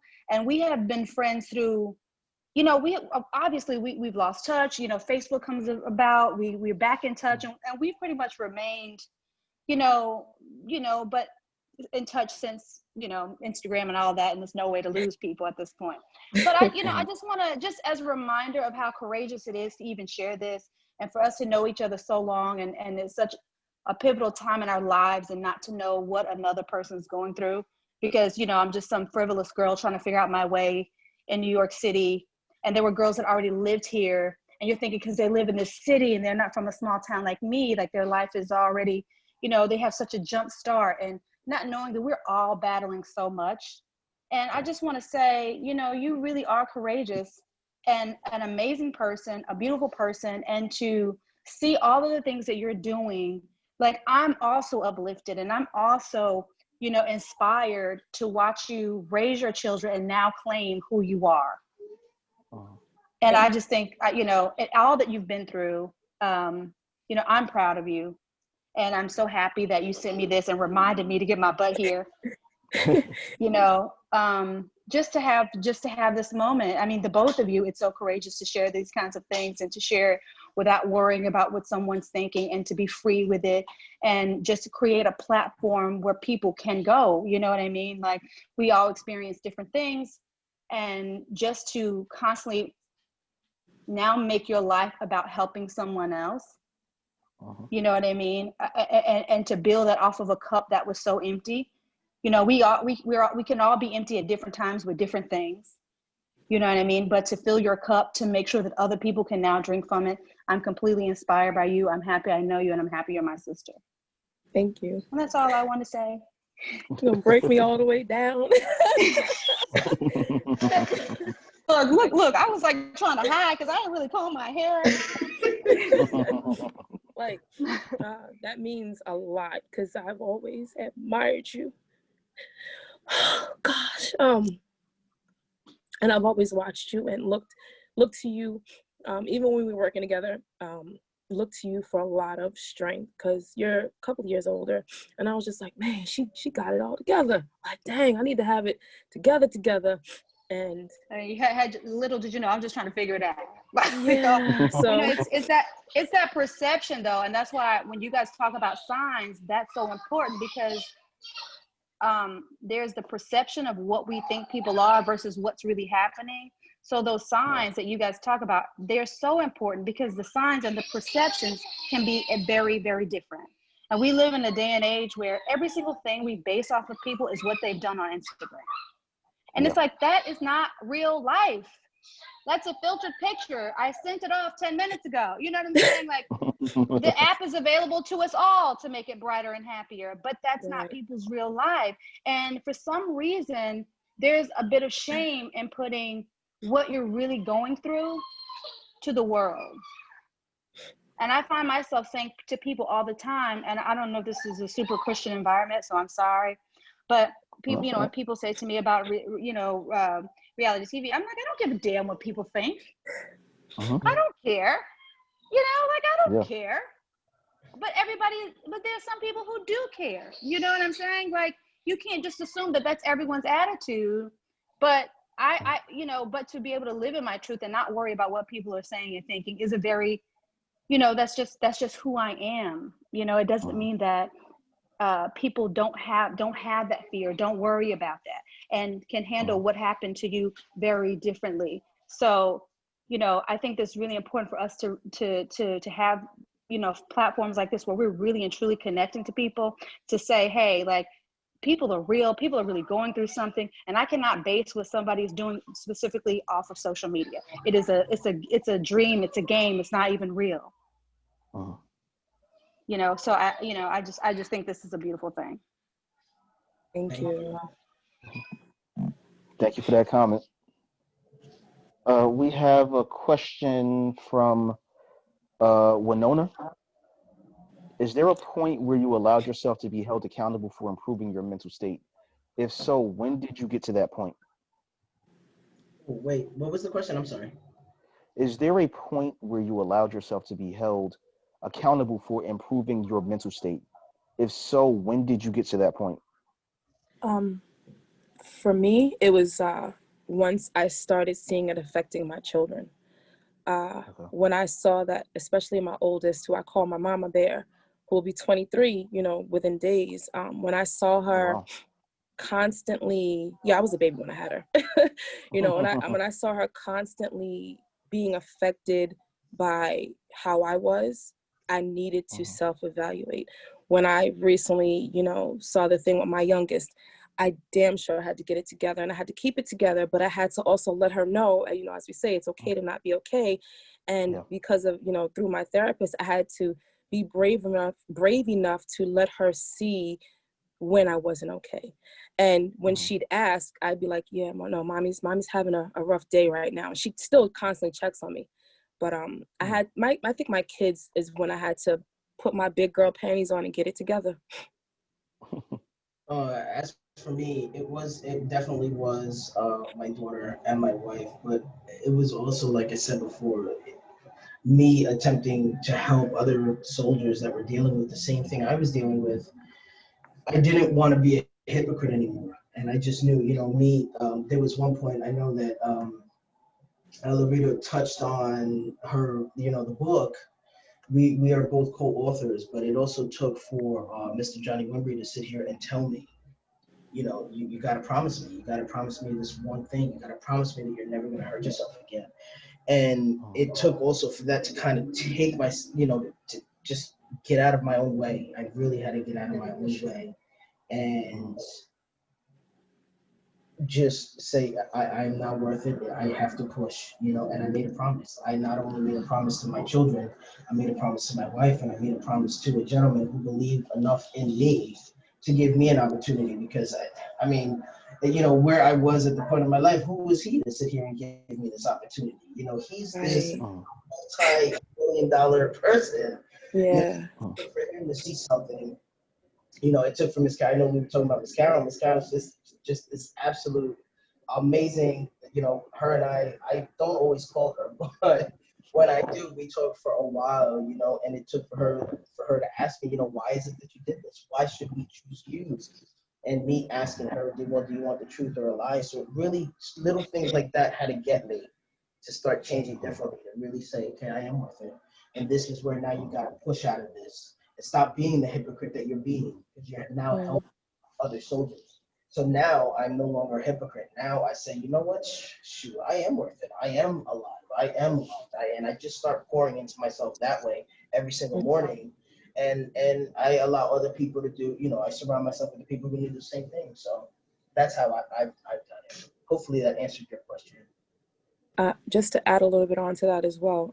I know during the book process, I actually had a friend say to me, well, who I thought was a friend from high school, actually say to me, who the hell is going to buy your book? What have you accomplished for anybody to buy your book? And that pushed me. I'm like, damn, like, wow. And it made me, yeah, I'm just like, you're supposed to be my people. Like, wow, you my best See, friend. somebody say one damn. Now everybody's saying damn. I feel that. But yeah, that hurt to the core. And I was just like, wow, okay, I see how you see me. And I believe she still hasn't bought the book to this day. But that's cool. I don't need you. It's cool. Yeah, it's all good. Definitely. We have a question here from, let's see, Joe Williams. With everything you have gone through, what have you learned about your strengths and weaknesses? How do you now deal with your weaknesses? Well, my weakness is depression and suicidal thoughts. So how I deal with that is I meditate. I do a lot of meditating. I wake up in the morning and I just give my life to Papa, is what I do. And then, throughout the day, if I start seeing myself veering off in these negative, paths, because it's my weakness, I'll just start uplifting myself. I'll do a lot of meditation at night. I'll put my stuff, because you can't really talk to the right people, or you can't really talk to everybody about your issues. So what I do is I lay all of my issues throughout the day. I lay them at his feet, and then I just let it go. I no longer think about it. And I hope I'm answering the questions. But if we're dealing with my weaknesses, which is depression or suicidal thoughts, that's how I deal with it. Especially with a lot of the self-development that I've been, doing for the past 2 years. That's how they help me cope with what I'm doing. And I start seeing the triggers, and I just do it a lot more often once I'm feeling depressed or feeling anxiety. For me, my weaknesses, which has actually become one of my strengths, is my emotional side. I deal with it. I claim it now. It is what it is. If you don't like it, that's cool. You don't have to. Everybody's not going to like everything. And I've had to teach my kids that everybody's not going to like you. Everybody's not going to like what you do. And it's cool. It's all right. It's part of life. Another weakness was self-confidence in myself. I've always tended to cling to the shadows or cling to the wall. So I've learned to step out being around everyone and surrounding myself with people on purpose, virtually now. Yeah, it's become a strength to actually pour into other people, which is weird. You know, for one who may lack self-confidence, I can easily pour into someone else. And that's such a weird position to be in. But I'm working on it. You know, it's that self-development part of my life. You know, I'm working on it. I'm a work in progress. Hopefully that answered your question. Yeah. All right, hold on 1 second. Let me check out. All right. Here's another question from Winona for the spouse. So Raquel, how do you help your spouse without becoming an emotional crutch? Ooh, that's a good one. Wow, that really is a good one. So Yeah. he, what? Say the question slower for her. Sure. How do you help your spouse without becoming an emotional crutch? An emotional crunch. So how is it that you help me without you basically hindering me, correct? Or like becoming Yeah, that? like hindering in certain ways, becoming an enabler. Yeah. Okay. Uh, Wow, that's a really good question. yeah. Yeah. Yeah, that's not for you, Jalen. That's for Raquel. Yeah. Jalen's like, I'll answer that. I'm not gonna. For you. Because what do I say? It's to tell them what you do for me, so that without becoming.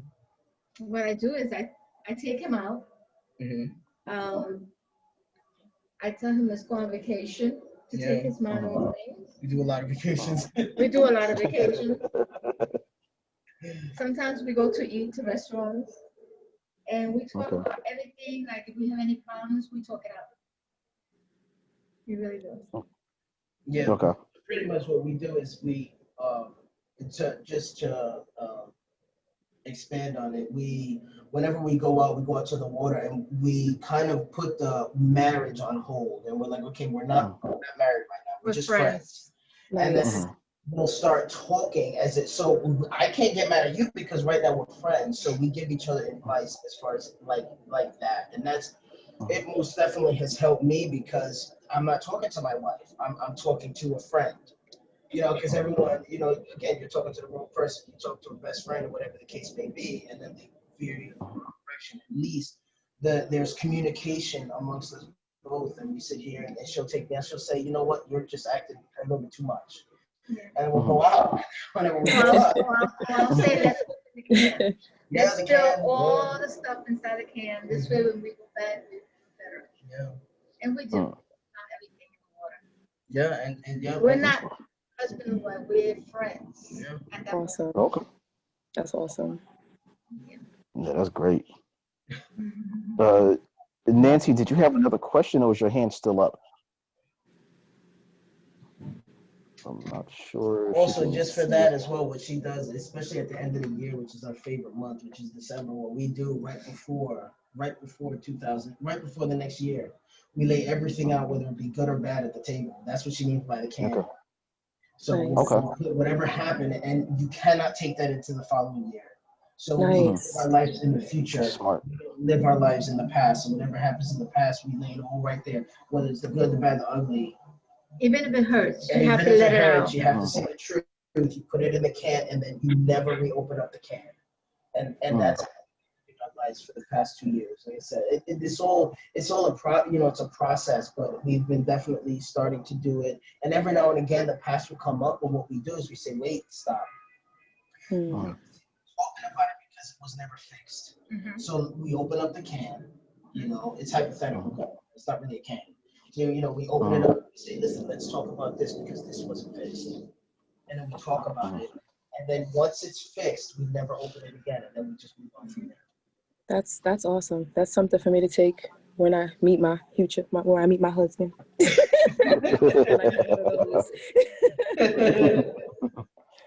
All right. Let's see. Yeah. So Winona said, so you set boundaries for your relationship. That's great advice. Yes, absolutely. I agree. Does anyone else have any other questions, comments? I'm going to try to scroll through the screens. Yeah, I remember I always have to hide everything. So Yeah, me too. Let me see. All right. So far, it doesn't appear that anyone else has any other questions or comments. One piece of advice that I would give everyone here is, as we said, know the triggers. Look out for your friends and family, especially your older relatives, because they often get lonely. So if you have your parents, grandparents, older relatives, check on them, because I've had to respond to quite a few incidents with elderly people killing themselves Wow. because they're often lonely because no one calls them, no one checks on them, no one sees them.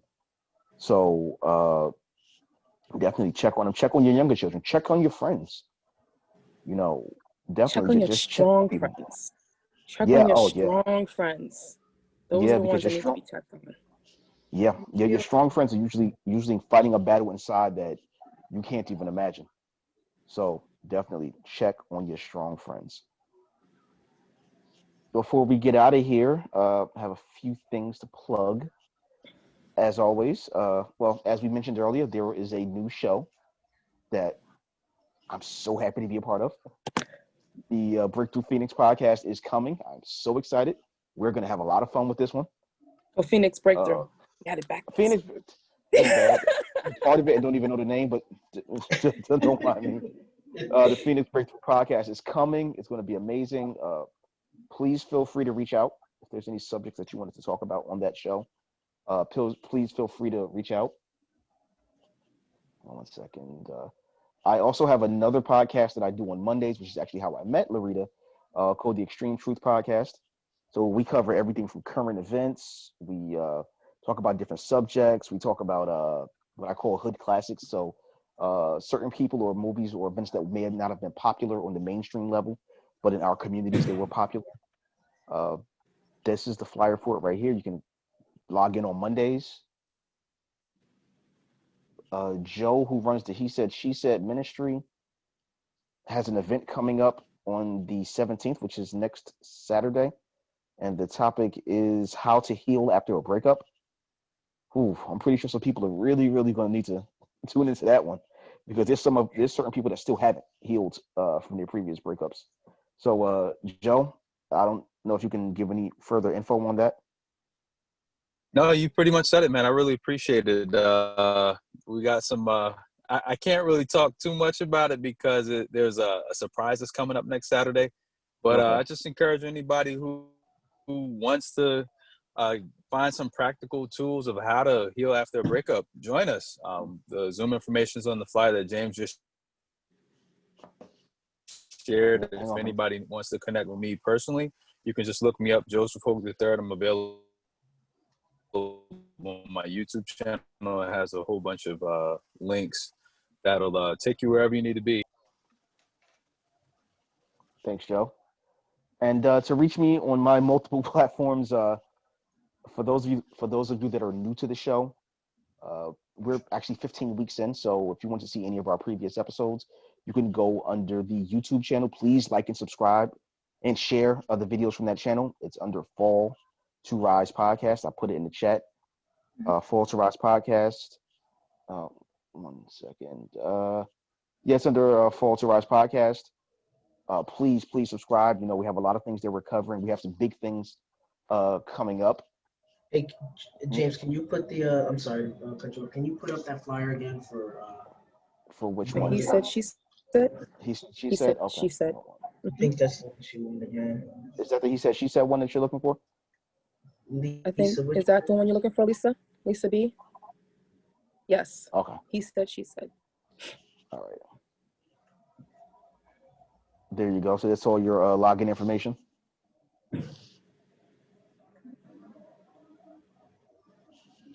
Yeah, but yeah. Again, please like and subscribe to the YouTube channel, the Facebook, the Instagram. They're all under Fall to Rise Podcast. Again, we have a lot of old episodes we've covered: mental health in the Black community, financial planning, daddy issues, and how they affect men. We have Jalen and Larita's previous episodes on surviving molestation and depression. We have exclusive episodes that are coming up. And unfortunately, fortunately, this will be my last episode on Saturdays. I'm going back to my original date, which is Wednesdays. So The show will be coming back on Wednesdays at 8 p.m. Please subscribe to the, again, YouTube, the Instagram, and the Facebook page under Fall to Rise Podcast for login information. We have some pretty big episodes coming up. I can't reveal too much about all of them. There's a few of them that are going to be taking place overseas. So that's definitely coming up. But again, please feel free to subscribe. Larita's going to be on at least one more. She's going to be on at least one more episode. Again, we have an episode coming up this Wednesday. And if you have any questions, comments, concerns, or if there's a subject that you want me to cover, please reach out. I mean, there's nothing that's taboo. Believe me, we have an episode coming up on Black swingers. So that tells you that there is nothing that's taboo that I will not cover. So it's a respectful forum where we're going to be able to speak to each other, to understand each other, and humanize each other. So as always, please feel free to reach out to me on the different platforms, as well as Jalen and Larita on the Breakthrough Phoenix. Did I say it right this time? Phoenix Breakthrough. Phoenix Breakthrough. The Phoenix Breakthrough email address, which is phoenixbreakthrough20@gmail.com. Phoenix.breakthrough20@gmail. Yes, that tells you how much preparation I actually did for that. Phoenix.breakthrough20@gmail.com. Yeah. Yes. That's a tongue twister, though. It is a bit of a tongue twister. So I'll give it one last shot. Does anyone have any other questions or comments before we go? Just gonna check through the screens. I think All right. Nancy waved her hand. Nancy, did you have a question or comment? Oh, No? I thought she waved her hand. Sorry, Nancy. Sorry to just call you out like that. I She didn't put you out want so hard. anybody. I didn't want anybody to be missing. I thought she was waving her hand. I'm like, oh, they must have missed it. Sorry. Oh, I did it. Sorry. She threw you out there. Yeah, my poor cousin. Oh my God. Drinking yet. That's like in church when they be like, does anyone want to pray? And they just call out someone's name. You're like, what? you gotta kind of duck. Say, I gotta run to the bathroom. With the finger. I get it. Yeah, I get it. But Jalen, Larita, thank you as always. You're welcome. You were nervous as always, and you did amazing as always. Yeah, this was a rough one. And I'm Yeah. sorry. This definitely was a harder one. I really had to prepare for this one. I tell you, my stomach was just not so yesterday, today. Mhm. Oh man, it was bad. Yeah. Mhm. As you can see, I'm not even sitting still. My legs are going crazy up under the table. Well, we can't tell. Now we know. Yeah. It's all good. You could have hit that. But again, thank you two for coming on. And for everyone that tunes in, I really appreciate you for tuning in. Again, please feel free to subscribe to all of our social medias so that you can see any one of our previous episodes, as well as exclusive episodes that are coming up. Believe me, we have a lot of content that's coming out. So please follow us on social media, and please like and subscribe to us on YouTube. And we really, really, really, really appreciate you all for coming out, checking in, and bringing that positive energy. Yes. So for me, James Brown, and everyone here at Fall to Rise, thank you and have a good night. 1 second. Yeah. Are you still recording? I'm sorry. Yeah. Larita, Our books. go ahead. Gotta I'm show sorry. our books. You're right. Before you show the book, I just wanted to say, for those of you who are out there, my biggest thing was, I told Papa today, if there was someone that needed to hear this, that hopefully they were on the call. So if you really needed to hear this, if you know of someone that is dealing with what we have gone through, and you want to hit me up directly, you can Larita, you can hit Absolutely. me up under J Nicola 1976@gmail.com. I'm under LC Phelps 0478@gmail.com. And if you go to my Facebook under my first and last name, all of my social media and emails are there as well. Yeah. So, but you can, if you guys want to hit us up right now, we're definitely collaborating and we're doing this together. So you can hit us up on the Phoenix Breakthrough. Phoenix, yeah, because Phoenix.breakthrough20@gmail. Definitely us up on phoenix.breakthrough20@yahoo.com. At Gmail. At Gmail. At Gmail. Jesus Yes. Christ. I'll get it right. If you want us to go talk to anybody, just please let us know. This is the reason why we actually chose to do this. Right. Definitely. We'll definitely. We'll all be available, accessible if you reach out to us. Go ahead, Larita. I know you wanted to do your thing. I don't have mine again because I'm. There it is. Well, this is Jalen's book, Breakthrough, which I have to go pick up my copy from you. Yeah. Because you have a million books in your house. Yeah, I do have a million books. Yeah, Yes, so this contact is him directly for your copy. Yes. Yes, please do. And Larita's is this one yours? No, that was not. Okay, this one's yours. I have the actual book. I don't know why I'm showing a picture of it, but It's all good. It's all good. there you go. Yeah. It's available Definitely, on it's Amazon. a great read. You can. Yeah. Yes, I was going to say go on Amazon.com, type in Larita Phelps, the same way that it's spelled on the screen, and you can Yes. purchase your copy of the book. I got my copy in 2 days, so it's a great read. Please read it, and please buy it. All right, did we cover everything? We covered everything. I think Okay. so. All right, It's good. Saturday, so everybody go get your drink on. But responsibly. Yes, definitely. Get your drink on, get your edibles, your cake, hey, whatever works. Cake. Pound cake. Cake, cookies, or brownies. Some brownies. Yeah. Thanks again, everyone. And, enjoy the rest of your day. Thank you. Thank you, everybody. Bye, guys. Thank you.